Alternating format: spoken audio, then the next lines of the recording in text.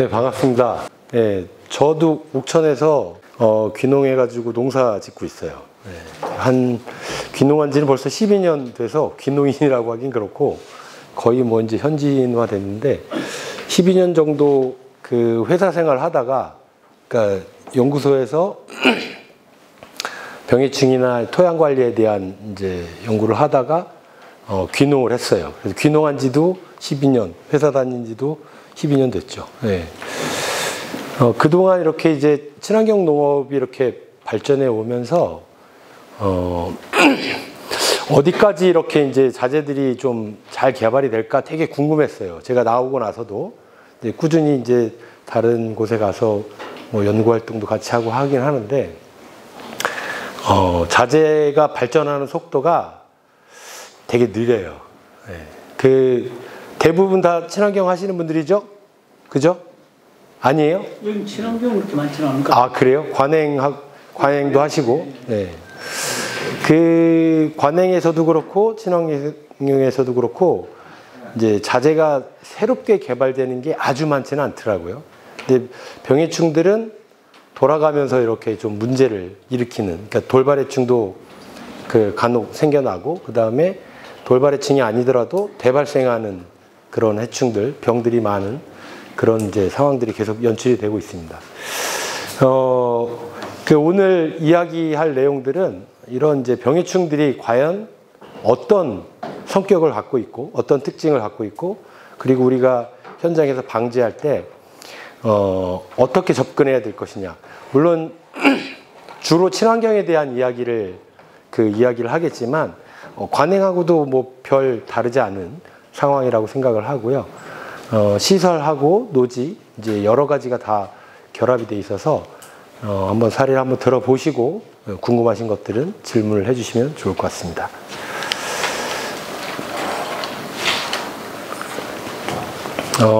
우리가 이제 병해충에 대한 부분들 방제하기에 앞서서 이 병해충들이 어떻게 우리한테 피해를 주느냐, 어떤 경로를 통해서 이걸 좀 짚어볼 필요가 있는데요. 특히 이제 병 쪽을 먼저 좀 살펴보면 우리가 병원체라고 하면 뭐 곰팡이, 세균, 바이러스 이렇게 이야기를 하죠. 그 실제로 이제 포장에서 그 현장에서 가장 많이 발생되는 게 곰팡이, 세균, 바이러스 중에 어떤 게 제일 많이 발생할까요? 빈도가 높은. 곰팡이 있는 거 아니에요? 네, 곰팡이가 약 한 70% 정도 차지를 합니다. 네, 전 세계적으로 다 그래요. 물론 이제 특정 지역에서는 뭐 병이 많이 나오거나 또 특정 뭐 사막 같은 데서는 해충들이 많이 나오거나 하지만 대체로 우리나라에서도 그렇고 곰팡이병이 좀 많이 발생하는 편이고요. 그 다음이 세균병이에요. 세균 같은 경우는 한 25% 정도 차지를 합니다. 몇 년 됐죠? 한 3년 됐나요? 그 화상병 때문에 전국적으로 이제 문제가 됐었죠. 그래서 이제 그 사과나 배, 과수원들 폐원하는 사례가 많았어요. 얘들 같은 경우는 전형적인 세균병인데 국내에서는 이제 발견이 되지 않았다가 갑자기 나타난.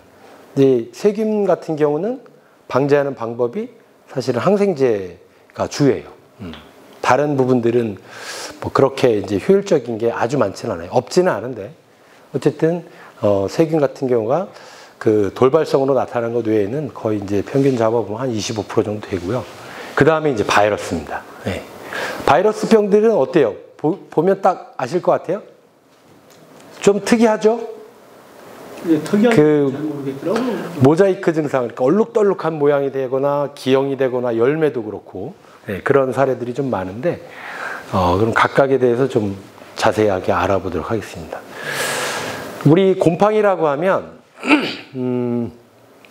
증식하는 증식체가 뭘까요? 곰팡이들은 포자로. 그죠? 포자. 네. 대체로 포자로 하고요. 균사로도 해요. 포자를 만들지 않는 곰팡이들도 있어요. 네. 자, 그래서 포자나 균사 이런 걸로 이제 증식을 해 나가는데 이 곰팡이들이 어떻게 옮겨갈까요? 옮겨가는 방법. 공기 전염이 제일 많은 거 아니에요? 공기라고 하기에는 조금 그런데 그렇죠. 바람, 빗물 또 뭐가 있을까요? 온도는 옮겨주진 않죠. 습도는 잘 발생할 수 있는 조건이 되는 거고, 옮겨주는 것, 여기서 여기로 옮겨주는 것, 바람, 곤충, 비, 예, 빗물에 빗방울이 튀거나 뭐 비가 올 때 어쨌든 그 빗물이 매개체가 돼서, 그러니까 물이 되겠죠. 또 뭐가 있을까요? 사람. 맞아요. 사람도 있어요. 네. 또 동물. 그리고 두 가지가 더 있을 것 같아요. 뭐가 있을까요? 농기계, 농기구. 그죠? 그래서 이게 특히 토양병이 나온 밭, 그러니까 연작을 하게 되면 우리가 연작장애 중에 하나가 토양병이 이제 대발생하는 경우가 있죠, 그죠? 근데 그런 토양을 이렇게 로타리를 쳤던 로타리를 만약에 병이 없던 집에 밭에 가서 사용하게 했다, 빌려줬다. 그러면 로타리발에 묻어있던 흙에 의해서 옮겨갈 수 있어요. 네. 그런 병들이 세균병도 있고요. 그 다음에 곰팡이병도 있어요. 그러니까 곰팡이 같은 경우 뭐 이따가 그 간단하게 소개를 해드리겠지만 토양병 중에 이제 균핵병들이 있어요. 뭐 양파, 또 뭐 마늘, 그 파 이런 이제 조미체리라고 하죠. 이런 데서 발생되는 균핵병이라고 해서 밑둥이 이제 썩으면서 이제 시커먼 균핵들 생기는, 그러니까 덩어리가 생기는데 이런 곰팡이들이 그렇게 이제 로타리를 통해서 옮겨갈 수도 있겠죠. 그리고 뭐 청고병, 그죠? 그 세균병 중에 이렇게 우리 가지과, 그러니까 고추나 또는 뭐 토마토, 뭐 가지도 마찬가지일 것 같고요. 담배도 있고요. 이 가지과에서 이렇게 발생하는 청고병, 특히 이제 그 토마토하고 고추가 심하죠. 예. 이런 것들이 토양에 있다가 이런 농기계를 통해서 옮겨갈 수도 있어요. 물론 관계수를 통해서도 옮겨가기도 하고, 사람이 이제 우리 집에 로타리 다 쳤으니까 옆집에 놀러 갔다가 옮겨갈 수도 있어요. 흙이 묻어가지고. 그렇지 뭐 않다라고 할 수가 없어요. 옮겨갈 수 있는 이 여건들이 있기 때문에 우리가 다 상식적으로 아는 부분이에요. 근데 이 부분을 놓치면 그 병이 우리 밭으로도 올 수 있고 옮겨 보낼 수도 있죠. 그리고 이제 농기구라고 하면 가위나 또는 뭐 이제 다른 여타 이제 그 손으로 그 작업할 수 있는 것들도 뭐 빌려주거나 빌려오는 과정에서 세척이 제대로 안 됐을 경우에는 옮겨갈 수 있어요. 그래서 다른 집에 농기계를 빌려줄 때에도 세척을 좀 요구를 하시거나 내가 세척을 해서 가지고 와서 세척을 하거나 그렇게 하셔야 돼요. 되게 중요한 부분 중에 하나다라고 볼 수 있어요. 그렇게 옮겨가고요.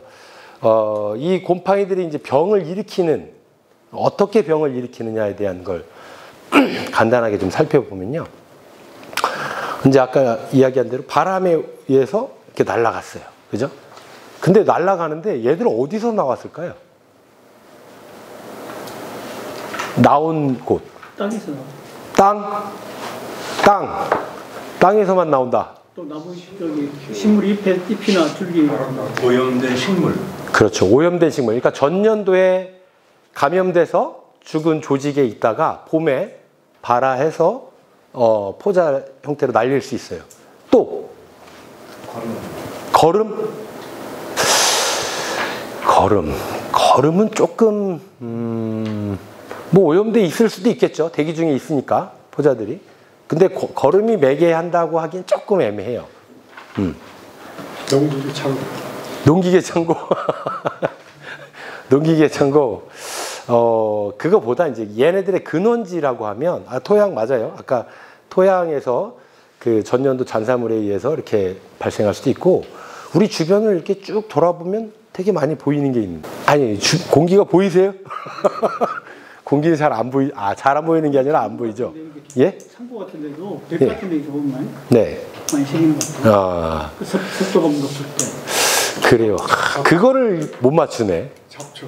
그렇죠. 이제 풀이죠. 풀. 주변에 있는 풀. 이따가 사례를 보여드릴 거예요. 네.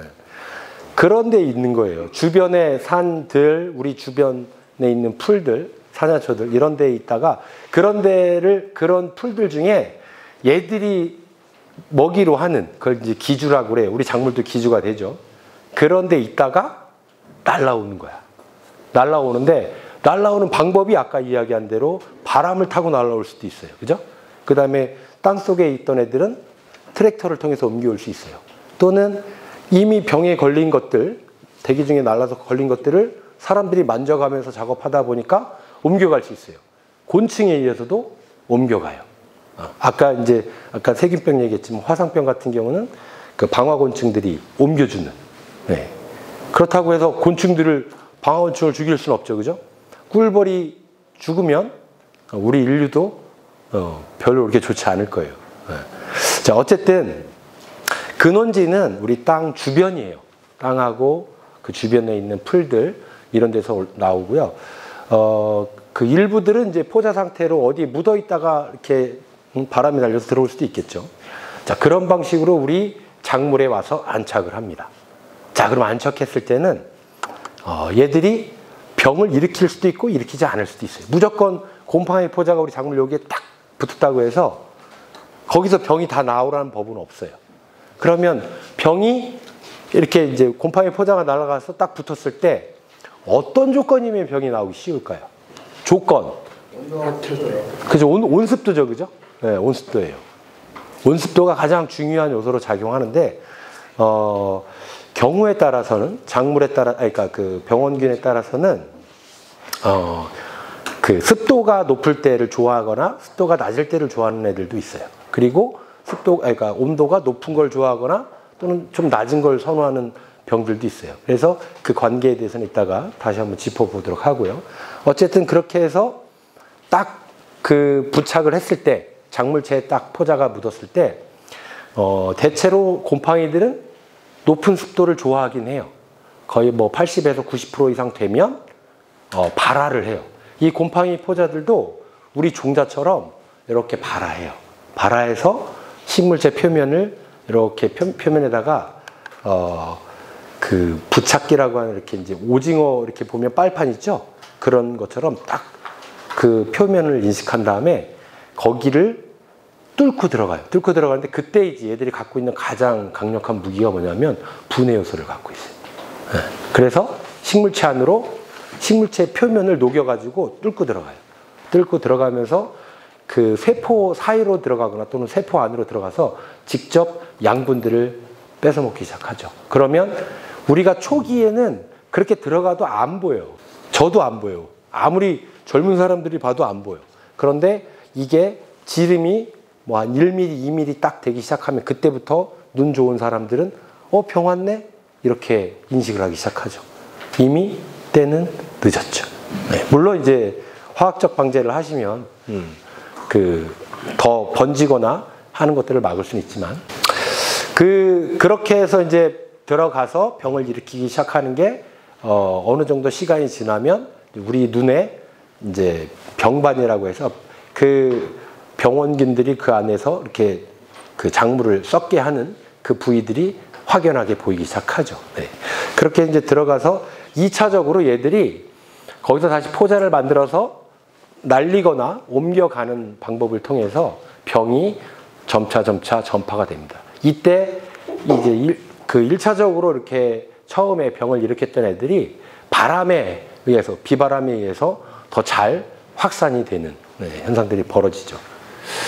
자, 그 다음에 이제, 곰팡이 거기까지 하고요. 그러니까 곰팡이는 보통 침입하는 게 이제 자기가 직접 뚫고 들어가는 경우가 많고요. 상처가 있으면 상처를 통해서도 감염을 쉽게 해요. 네. 그래서 병을 일으키기 시작하죠.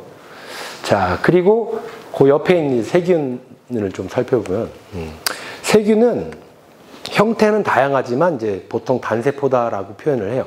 하나의 이제 그 개체가 세포 하나로 이루어져 있다라고 보면 되는데 얘들은 하나가 둘로 이렇게 나눠지고 둘이 네 개로 나눠지는. 우리 왜 그 마트에 가면 그 비엔나 소세지 있죠? 이렇게 줄줄이 이렇게 나와 있는 그런 식으로 하나가 똑같이 두 개가 되고 또 두 개가 네 개로 나눠지는 이런 식으로 그 이분법이라고 하는데 이런 증식을 통해서 쭉 늘어나요.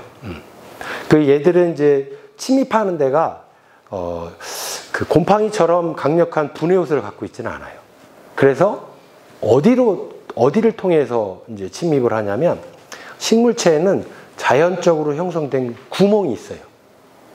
뭔지 아세요 혹시? 그런 구멍? 기공, 기공. 또 물관, 수관, 체관, 수관, 체관. 거기는 좀 뚫고 들어가야 되는 곳이고요. 수공 들어보셨어요? 수공? 수공. 못 들어봤어요. 못 들어보셨어요? 야, 보기는 다 보셨을 텐데. 아침에 밭에 가면 이파리 가장자리에 물방울이 맺혀져 있어요. 네. 그게 왜 맺혀져 있을까요? 배출됐으니까. 그렇죠. 글로 물이 배출되는 구멍이에요. 거기가 수공이에요. 잎 가장자리에 보면 연매 끝으로 해서 연결되어 있는 구멍들이 있어요. 그게 이제 밤에, 저녁 때, 그 밤새 뿌리들은 물을 흡수를 해요.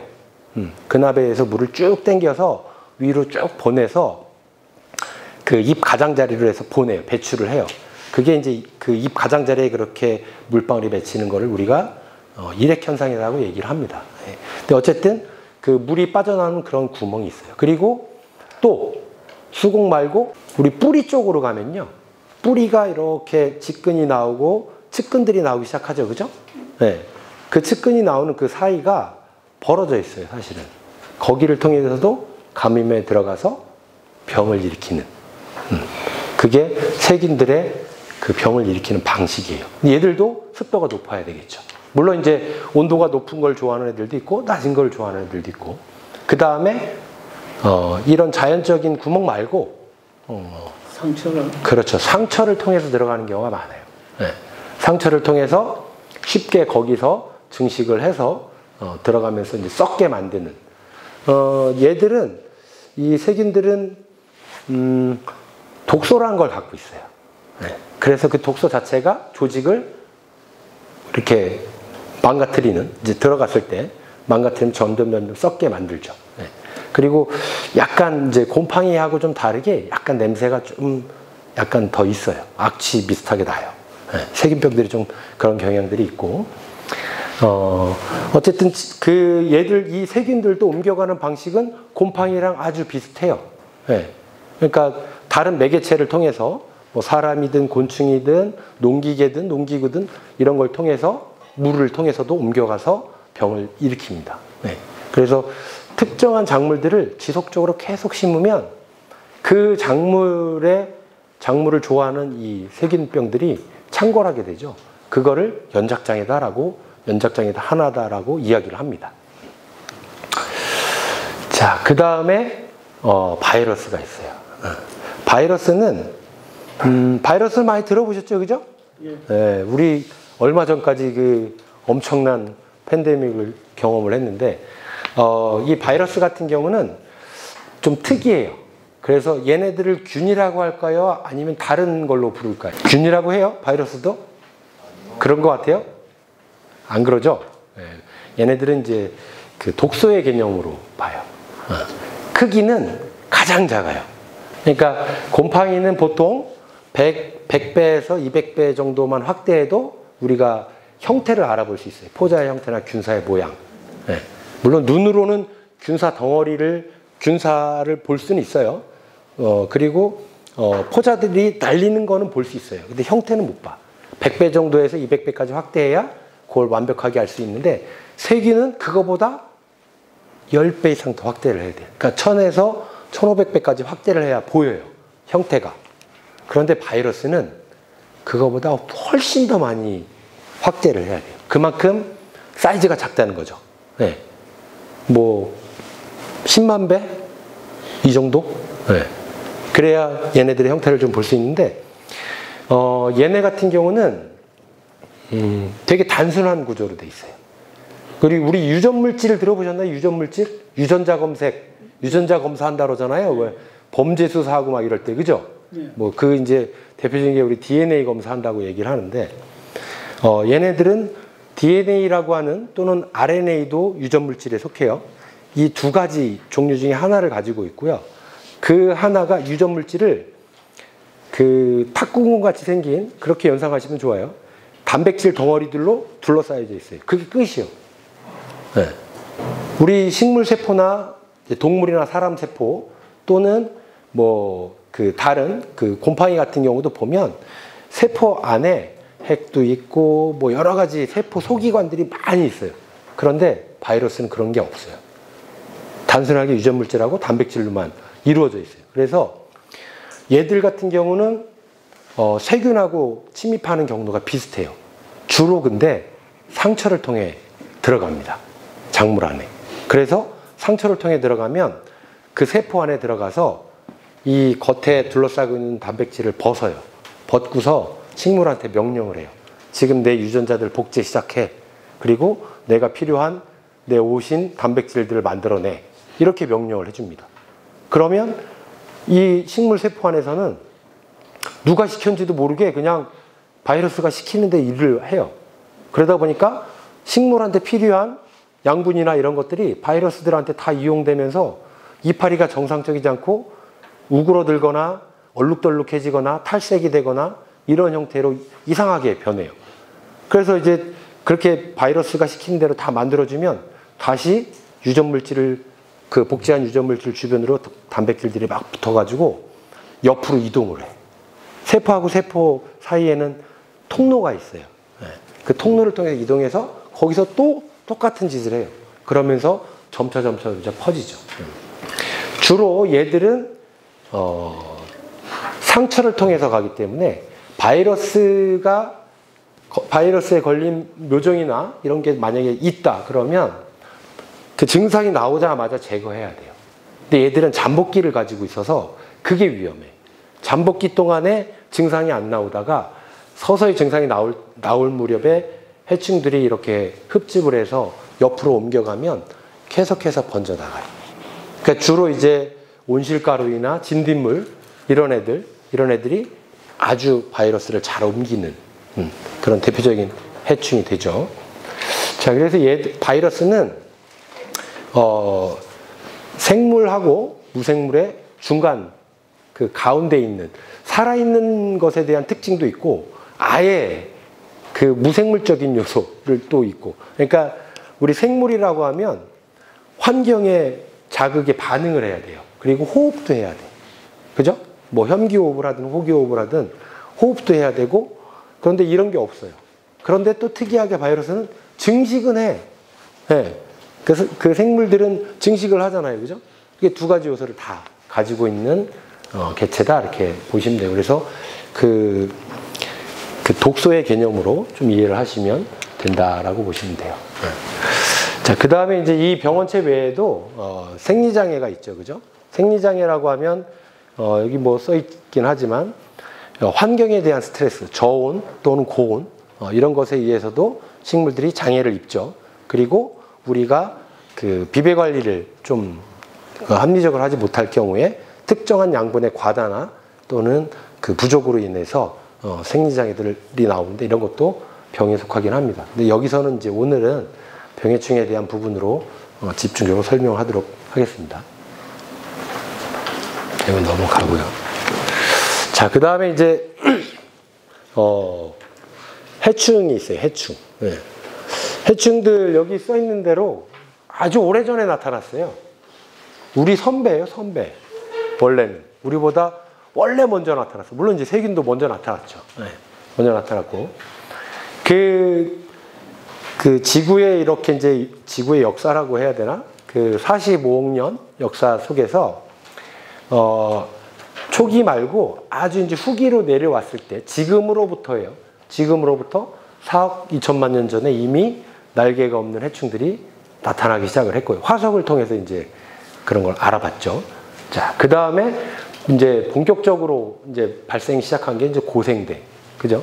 고생대에서 아주 많이 이제 발생을 하기 시작했는데, 그 형태가 크게 변하지 않고 지금까지 이어진 해충이 있어요. 사이즈는 좀 변했죠. 근데 지금까지 우리 생활에 아주 밀접하게 우리 주변에 있는 그 해충 중에 하나가 바퀴벌레. 네, 바퀴벌레가 그렇게 오래됐어요. 네. 근데 그 바퀴벌레뿐만 아니라 뭐 다른 것도 있을 텐데 어쨌든 얘들이 그 지구의 역사 속에서 우리 왜 빙하기, 그 다음에 뭐 간빙기 들어보셨죠, 그죠? 지금은 간빙기예요. 네. 이게 그 학자들마다 좀 다르긴 한데, 뭐 어쨌든 얼었다 풀렸다를 반복하는 이 상황에서 거의 적도까지도 거의 이제 적도를 제외한 대부분의 지역이 다 얼어버린 이런 이제 빙하기도 있었어요.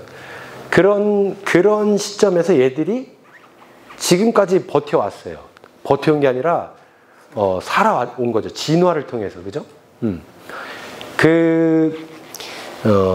겨울에, 작년 겨울에 어땠어요? 추웠어요? 더웠어요? 따뜻했죠? 그죠? 작년 가을에는 어땠어요? 그러니까 겨울 말고 그 전에, 가을에. 추웠어요? 보통 이제 겨울이 돼서 날이 재작년에는 영하 15도 막 이렇게까지 떨어졌었어요. 네. 되게 추웠었어요. 이렇게 온도가 급격하게 내려가서 추운 날이 많아지면 이 벌레들은, 해충들은 잘 얼어 죽을까요? 잘 얼어 죽을 것 같아요? 땅속으로 들어갈 것 같아요? 깊숙하게? 예? 적응. 어떻게 적응할 수 있을까? 얘네는 옷도 안 입잖아요. 우린 뭐 오리털, 파카 이런 것도 입고 밤에는 보일러 떼고 이불 뒤집어 쓰고 자고 그러잖아요. 그죠? 근데 얘네는 없잖아. 잘 먹어서 준비를. 잘 먹어서? 제가 이제 그 학교 다닐 때 수업 중에 하나가 곤충 분류하는 수업이 있어요. 그래서 채집을 나가요. 그래서 이제 20살 그 군대에 갔다 왔으니까 23살 이럴 때 잠자리채를 들고 친구들이랑 버스를 탔어요. 그랬더니 그 사람들이 쳐다보더라고요. 다 큰 놈들이 곤충 잡으러 다닌다고. 근데 저희 그게 이제 학점에 들어가니까. 그래서 채집을 해다가 그걸 이렇게 이제 병이나 작은 케이지에 넣어가지고 가지고 와서 산채로 잡는 게 있고 죽은 채로 잡는 것도 있어요. 걔들을 이렇게 이제 냉동고에 넣어놔요. 냉동고에. 그리고 이제 시간 날 때 저녁 때 이제 수업 다 끝나고 저녁 먹고 와가지고 밤에 이제 표본실에서 이렇게 표본을 해요. 표본을 하는데 냉장고에 넣어놨었는데 꺼내놨는데 조금 있다가 움직이기 시작하는 거예요. 네, 살아있죠. 사람 냉장고에서 하룻밤 지나면 어떻게 돼요? 옷 안 입고? 걔네들 옷이 없잖아요. 그죠? 죽겠죠? 아유, 표준을 써야 돼. 죽겠죠. 그죠? 네. 그게 이제 수업 시간에 그 선생님이 이제 알려주시더라고요. 얘들은 몸에서 부동액이 나와요. 부동액을 만들어요. 부동액 뭔지 아시죠?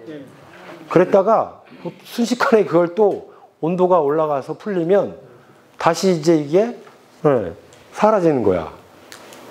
그런 능력을 갖고 있었기 때문에 그 추웠던 시기를 견디면서 진화를 거듭해서 지금까지 온 거죠. 그리고 이 녀석들은 또 알에서 약충이나 유충으로 깨어나 이제 부화를 하죠.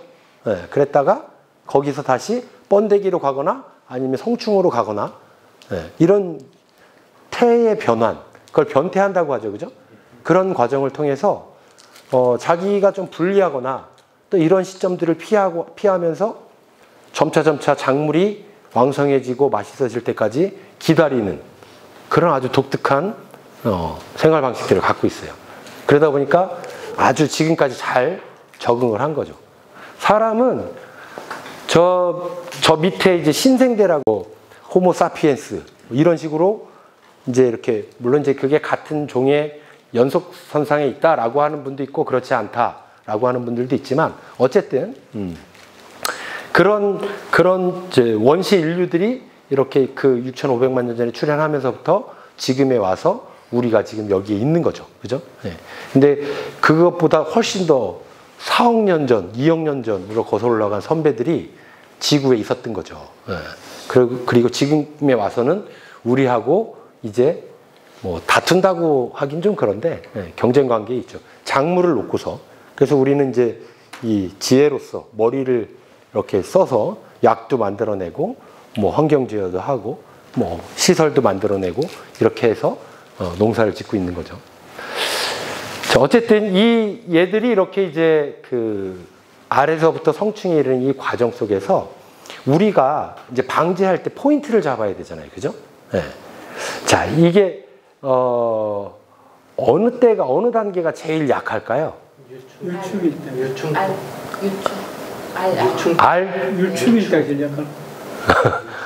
알은 좀 세요. 환경에 따라서 부화 시기를 조금 늦출 수도 있겠죠. 근데 이제 유충이 딱 되면, 부화가 되고 난 다음에는 일정 기간이 지나면 탈피를 해야 돼요. 다음 단계로 넘어가야 되는데, 이때가 사실은 이동성도, 물론 이제 이동성이 활발한 녀석들도 있어요. 약충일 때. 이제 애벌레 상태일 때는 좀 활발하지는 않죠. 그죠? 근데 이때가 좀 가장 취약한 상태다라고 볼 수 있고요. 이제 성충 같은 경우도 약한 애들도 있고, 이제 뭐 나비나 나방처럼 이렇게 막, 아니면 다른 좀 멀리 막 도망갈 수 있는 이런 녀석들도 있겠죠. 성충 중에. 근데 어쨌든 약충들이 가장 우리가 방제할 때 가장 취약하기 때문에 그때가, 그러니까 부화가 된 직후인데 우리가 뭐 알 수는 없죠, 사실. 그죠? 근데 계략적인 뭐 예찰이나 이제 이런 센터나 기관에서 예찰해 주는 걸 가지고서 예찰 시기를, 그러니까 예방 시기를 잡는 거죠. 방제 시기를. 네. 자, 그리고 이 곤충들은 습도로 봤을 때 사실 건조한 걸 좋아해요. 네. 습한 걸 별로 안 좋아해요. 우리 사람들은 어때요? 습한 지역보다는 건조한 지역이 사실은 좀 더 살기가 낫죠. 왜 그럴까요? 습이 많으면 호흡이 잘 안 되는 거. 호흡이 잘 안 되는 것 같아요? 피부가 장마철에 호흡이 잘 안 되십니까? 피부가 많이 망가져. 피부가 망가진다. 그것보다는 물론 이제 환절기에 우리는 뭐 감기나 감기로 인해서 2차 세균 감염이 되고 막 이런 경우는 있지만, 습도가 높아지는 여름철이 사실 병들이 더 많아요. 그래서 이질, 장티푸스 뭐 이런 거 있죠. 그런 것부터 해서, 물론 이제 걔들은 뭐 매개체들이 따로 있지만, 식중독 이런 게 여름에 많이 발생하죠. 그죠? 네. 곤충들도요, 병이 있어요. 곤충을 감염하는 병원균들이 있는 거예요. 이 균들, 세균이나 곰팡이들은 아까 습도가 대체로 높은 걸 좋아한다 그랬죠? 그러다 보니까 습도가 높아지면 이 해충들은 활발하게 활동하기가 좀 힘들어져요.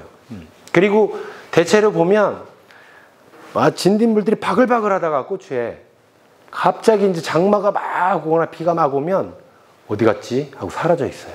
그죠? 물론 이제 시설에서는 좀 남아있죠. 비 안 맞는 데서는. 근데 노지에서는 쭉 사라지죠. 그죠?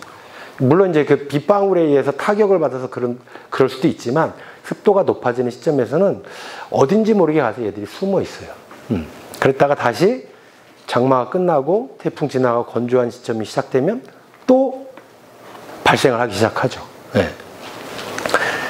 얘네는 온습도에 대한 민감도를 갖고 있어서, 제가 아까 작년 겨울의 온도하고 가을 날씨를 여쭤본 게 뭐냐면, 가을에 비가 많이 오잖아요. 지속적으로 꾸준히 자주 오면 이듬해 해충 발생률이 조금 낮아질 수 있어요.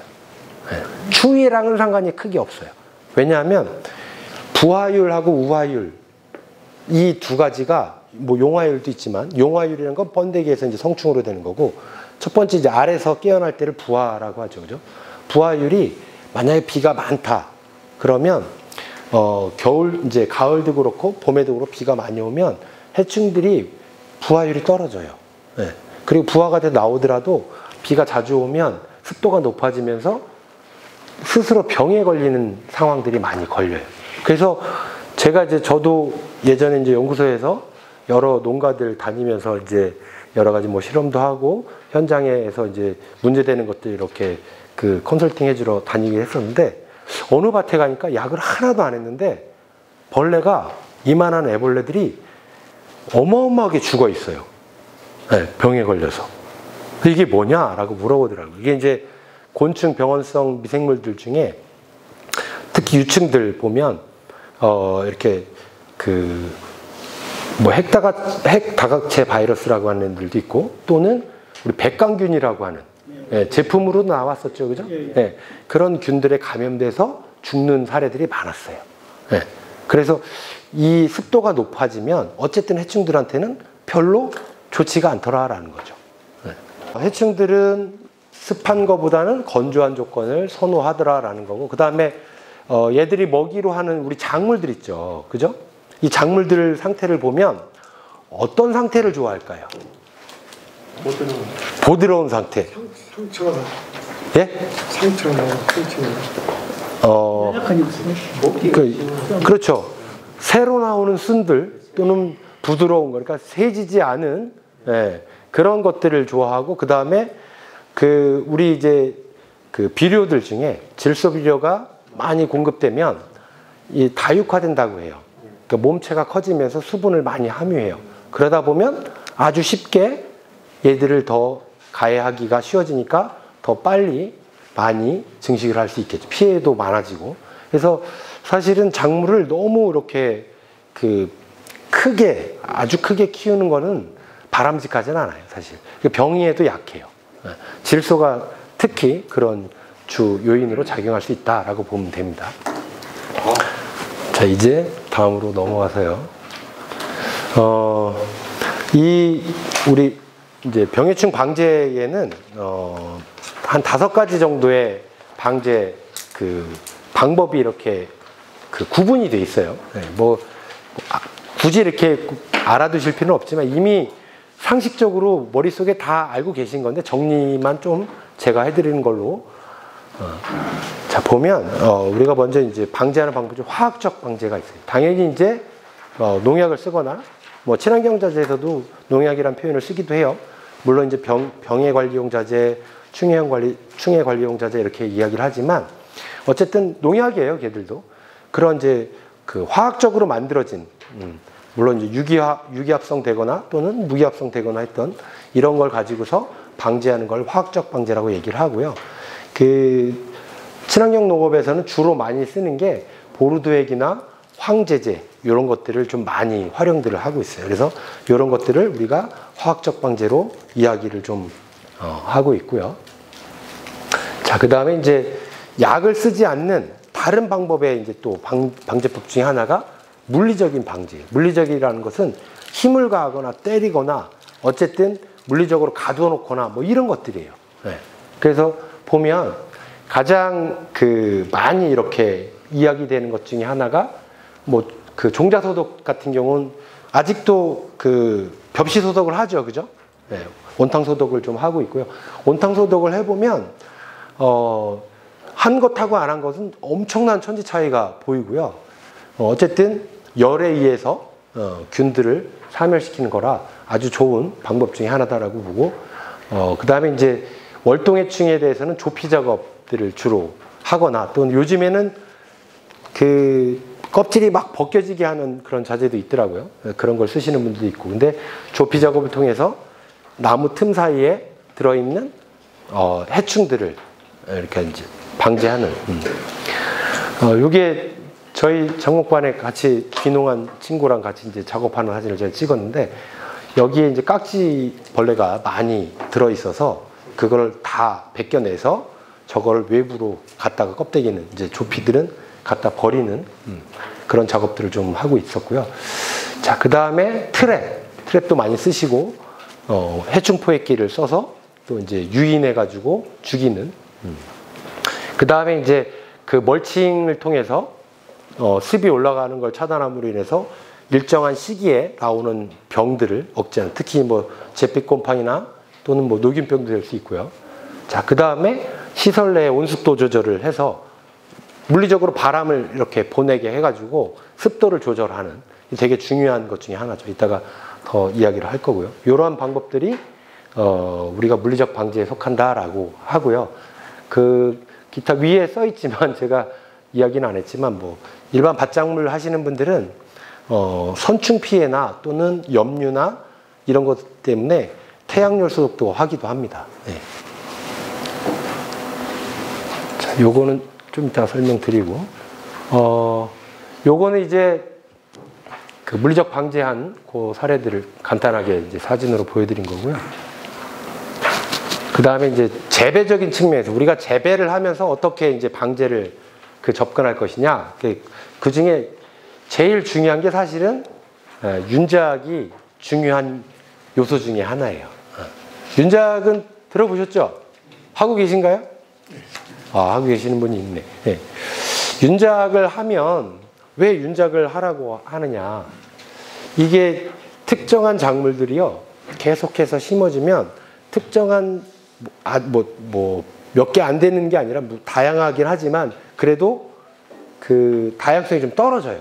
그러니까 여러 작물을 돌려짓는 것보다 그 토양 내 미생물상들이 그리고 그 중에서 특히 이제 병원균들의 밀도가 지속적으로 올라갈 수 있어요.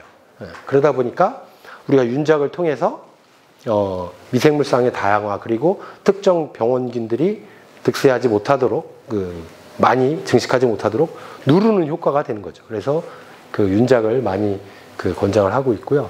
그 다음에 비가림 재배 같은 경우 이제 비만 가려주더라도 습도 조절이 어느 정도까지는 좀 돼요. 물론 우리가 인위적으로 조절하는 건 아니지만 그 습도가 좀 낮아질 수 있는 여건을 만들어줌으로 인해서 특정 병들이 예방될 수 있는 요소들이 좀 있습니다. 그 다음에 저항성 대목. 근데 이 저항성 대목은 물론 이제 과수 쪽에서는 좋긴 하지만 우리 밭작물 쪽에서는 제가 이제 그 고추 역병 때문에 그 저항성 대목들을 가지고서 쭉 심어서 역병 발생률들을 조사해 보니까 초기에는 다른 것보다는 이제 그냥 실생보다는 훨씬 더 낫지만 어쨌든 후기로 가면 이 저항성 대목도 걸려서 죽어요. 근데 어쨌든 저항성 대목까지도 다 결합해서 우리가 방제하는 데 집중한다면 좀 더 나아질 수 있겠죠. 네. 그리고 이런 방법도 있긴 있어요. 그러니까 파종 시기를 좀 늦추거나 또는 땡김으로 인해서 특정 시간대에 대발생할 수 있는 특정 해충들, 병들 이런 걸 좀 막는 방법. 이것도 하나의 방법 중에 하나다라고 이야기를 하고 있고, 그 다음에 비배 관리가 사실은 되게 중요한데요. 관행적으로 비료를 이렇게 사용하다 보면 이 토양의 화학적 이화학 성분들이 있는데 얘들이 균형이 맞지 않는 상황이 연출이 돼요. 그러면서 또 병이 나오기 때문에 합리적인 비배 관리도 되게 중요하다. 경적적 방제에서 이렇게 이야기를 하고 있습니다. 자, 그리고 여기 이제 약재들이 들어가긴 하지만 그 약이 앞에 생물이 붙어 있어요. 생물. 미생물 농약, 생물 농약, 그 다음에 퇴비도 마찬가지고, 그리고 천적, 불임충 이런 것들이 친환경 농업 쪽에서 아주 많이 활용되고 있어요. 대부분 위에 있는 이 두 가지가 특히 이제 생물 농약 중에서는 추출물 농약을 통해서 병해충들 방제를 많이 하고 있어요. 소개는 다 해드릴 거고요. 그리고 퇴비가 무슨 방제가 되느냐라고 이야기할 수 있지만 특정한 미생물들을 퇴비를 통해서 만들어내서 토양에 집어넣으면 그 효과를 아주 잘 볼 수 있어요. 제가 그 사례도 하나 소개를 해드릴 거고요. 자, 그리고 여기 보시면 이제 천적 잘 아시죠, 그죠? 근데 잘 되는 곳도 있는데 천적을 이렇게 계속 집어넣을 때는 이게 꾸준히 모니터링을 해야 돼요. 가서 매일 뒤다보고 해충들이 정말 천적에서 많이 없어지느냐 안 없어지느냐 이런 걸 봐야 되는데 제가 여러 군데 이렇게 다녀봐도 이제 천적을 집어넣고 났는데도 특정한 이제 해충들이 엄청나게 발생하는 경우를 많이 봤어요. 제가 지난주에 진주에 좀 다녀왔는데 진주 파프리카 하는 곳에 가니까 천적을 써서 방제가 잘 된 집도 있지만 같이 이제 진딧물이랑 같이 막 자라고 있고요. 같이 커나가고 있어요. 그래가지고 그럴 때는 이제 부분 방제를 좀 해서 천적도 이 생물농약에도 당해요. 네. 약성을 갖고 있기 때문에 어차피 천적도 곤충이라 그 약성을 갖고 있어서 직접적으로 살포하면 천적이 해를 입습니다. 그래서 부분 살포하도록 이제 이야기를 해주고 왔는데 천적도 우리나라에 지금 많이 다양한 종들이 이제 그 보편적으로 이렇게 활용이 돼가고 있죠. 네. 그 다음에 불임충을 이용한 이제 방제가 있는데 저거는 우리나라에는 없어요. 아쉽게. 제가 잠깐 쉬었다가 저거 소개해드리고 넘어가도록 그렇게 할게요. 이 생물적 방제 중에 이제 맨 밑에 있는 불임충 활용한 그 나방 방제가 있는데요. 제가 이제 그 캐나다에 간 적이 있었어요. 갔는데 그 사과를 대단위로 이렇게 한 500고지 이상 되는 데서 그 사과를 대단히 재배를 하고 있는데 그 지역에 그 민간은 아니고 그 관하고 이렇게 연결되어 있는 기관이 하나 있었어요. 근데 거기서 그 장비를 이용해서 이렇게 이제 그 알에다가 또는 그 수컷 나방에다가 이렇게 광선을 이렇게 조사를 하면 쓰이면 걔들이 이제 불임충이 나와요. 그 순놈들이 고자라는 표현을 쓰기가 좀 그런데 어쨌든 무정자증이 되는 수컷 나방들이 생산이 돼요. 그래서 그거를 과수원에다가 방사를 해요. 그러니까 처음에는 이제 사과 재배하시는 분 계신가요? 있으시네. 예, 예. 그 심식나방 있죠? 심식나방 그 순놈을, 그러니까 이제 암순지 구분은 안 되죠. 우리가 이렇게 눈으로 보기에, 그죠? 그거를 이제 나방을 방사해서 나방 밀도를 이렇게 낮춘다고 하니까 다들 이제 반대를 한 거예요. 주변 농가들이. 근데 그 연구소에서 한 농가를 집중적으로 꼬신 거죠. 다 물어줄 테니까 한번 해보자 해서 방제를 시작했는데 거의 그때 당시 제가 갔을 때 거의 98% 정도 방제를 본다고 하더라고요. 심식나방 하나에 대해서. 그 약을 몇 번 치는 것보다 그냥 나방 갖다가 풀어주는 거예요. 순놈 나방을.